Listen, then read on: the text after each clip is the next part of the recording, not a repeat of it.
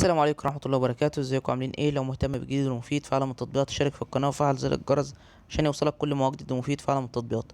اشتراكك في القناة وتفعيلك لزر الجرس واشتراكك في عضوية مميزة بيخلينا نقدر نساعدك ونرد على كل الأسئلة والاستفسارات بتاعتكم حول التطبيقات وعالم التطبيقات. عايزين نعرف التطبيق ده بيعمل ايه، التطبيق ده فايدته ايه، التطبيق ده بيشتغل ازاي، التطبيق ده حقيقي، التطبيق ده في ميزة معينة بتدور عليها مش قادرين توصلوا له، عارفين ان الميزة دي موجودة في التطبيق. كل ده بنقدر نعرفه لكم من خلال فيديو شرح مفصل ومبسط للتطبيق، مميزاته وعيوبه وازاي بيشتغل وازاي بتشارك عليه وازاي بتلغي الاشتراك وكل حاجه عن التطبيق. طبعا ده بيتطلب مننا وقت وجهد، بالاضافه كمان ان احنا بنعرفكم التطبيقات الجديده اللي جوجل بلاي بتنزلها واللي بتسهل الناس حياتها وبتخلي الناس حياتها بشكل افضل وبشكل اسرع. النهارده ان شاء الله مع شرح تطبيق جديد هو اسمه سوبا ستيك. التطبيق ده مساحته 24 ميجا، محمله اكتر من 5 مليون شخص. التطبيق ده تطبيق خاص بمقاطع الفيديو والكتابه والبودكاست والمقالات اللي الناس بتحب تقراها او القراء بيحبوا يقراوها.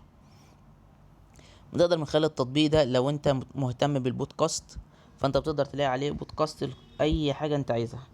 بودكاست بيتكلم عن الرياضه، بودكاست بيتكلم عن الشعر، بودكاست بيتكلم عن الفن والممثلين، بودكاست بيتكلم عن التاريخ، بودكاست بيتكلم عن العلوم الطبيعيه، بودكاست بيتكلم عن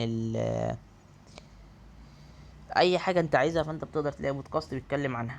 كمان لو انت من عشاق القراءة فانت بتقدر تلاقي على التطبيق مقالات تقرأها، مقالات بقى عن الادب، عن الشعر، عن الفن، عن العلوم الطبيعية، عن الفنون، عن الآثار، عن اي حاجة انت بتفضلها. كمان بتلاقي عليه مقاطع فيديو لأي برضو حاجة انت بتفضلها، على حسب كل شخص بيفضل ايه. شخص بيفضل القراءة، شخص بيفضل مشاهدة الفيديوهات، شخص بيفضل ان هو يتفرج على فيديوهات رياضية، شخص بيفضل ان هو بيتفرج على فيديوهات تثقيفية او ثقافة عامة، شخص بيحب يسمع الاشخاص وما بيتكلموا في موضوع ما بيهم مثلا بلد معينة او بيهم مدينة معينة. كل ده بتقدر تلاقيه من خلال التطبيق. ده كده الغرض من التطبيق وده فايدة التطبيق. مشكلة التطبيق ان هو بيتضمن اعلانات، بالاضافة لان التطبيق بيكون باللغة الانجليزية مفهوش لغة عربية، الى ان بعض التحديثات الاخيرة بدأت يعني يبقى في مقالات موجودة على التطبيق باللغة العربية، بس البودكاست مش باللغة العربية ومقاطع الفيديو مش باللغة العربية. ده برضو يعتبر من ضمن العيوب اللي موجودة في التطبيق، بالاضافة طبعا ان التطبيق بيكون بيتضمن اعلانات وبيطلب منك الاشتراك. بس كده يعتبر ابسط شرح بالنسبه للمميزات والعيوب. لو عجبك شرح التطبيق يا ريت تدوس لايك الفيديو، لو عايز شرح التطبيق معين يا ريت تسيب لي في الكومنت.